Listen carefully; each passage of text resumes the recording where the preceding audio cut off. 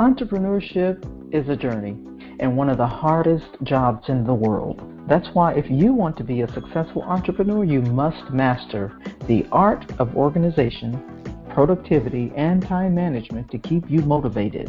This is where the organizedpreneur comes in. With the organizedpreneur, you get the right tips, the right tools, and the right resources to help you simplify your life so that you can organize your business with ease. Today we're talking about tips to organize your business for success.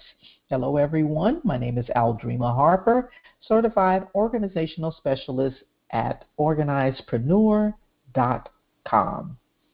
And so what I want to share with you today is how you can get rid of clutter and organize your home office or your workspace or any space for that matter, and create something that's conducive for creativity and productivity, right? So today I want to share a 5-step process to organize anything, your home, your workspace, your closet, your kitchen. And this is a great way, what I'm going to share with you is a great way to remember those five steps in the organizing process. C in A.P.A.C.T is for cash in. This is where you go through the trash stuff, right, and break it down, or the treasure stuff and break it down even more, right? Because your treasure, let me say that differently.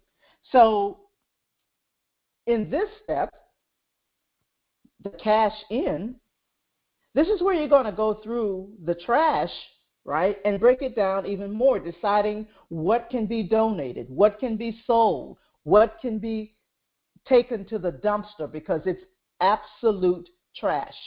Okay, so those are the categories that you're going to have when you have trash and treasure, right? But you have to determine what those are. Okay, so this is the cash in step, or the cash in, or cash. And I can't tell you how many times I have helped clients to find checks, to find money, because a lot of the clients that I work with, we're working, in their office and things like that. And so a lot of times that's what they find. So they're able to cash in. Not only that, you may have items that you want to repurpose or you want to sell, okay? So there's a lot of ways that you can categorize this even further, right? So you have your 2 categories. One is trash, one is treasure. If you have trash, then in those subcategories you could have taking it to the dumpster, depending on what you're organizing, it can go to the dumpster, or it could be something that you're going to, if it's paperwork, it could be something that you need to shred, right? So also, again, if it's treasure, it's going to be something you're going to keep, right, in your house, in your office, in your closet, right? But it could go into another space. And all I'm saying is this.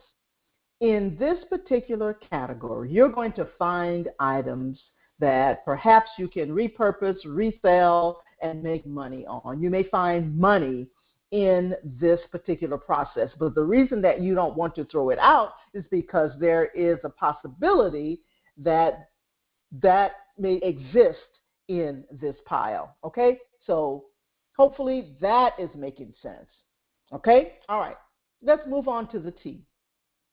The T in A.P.A.C.T is tidy up.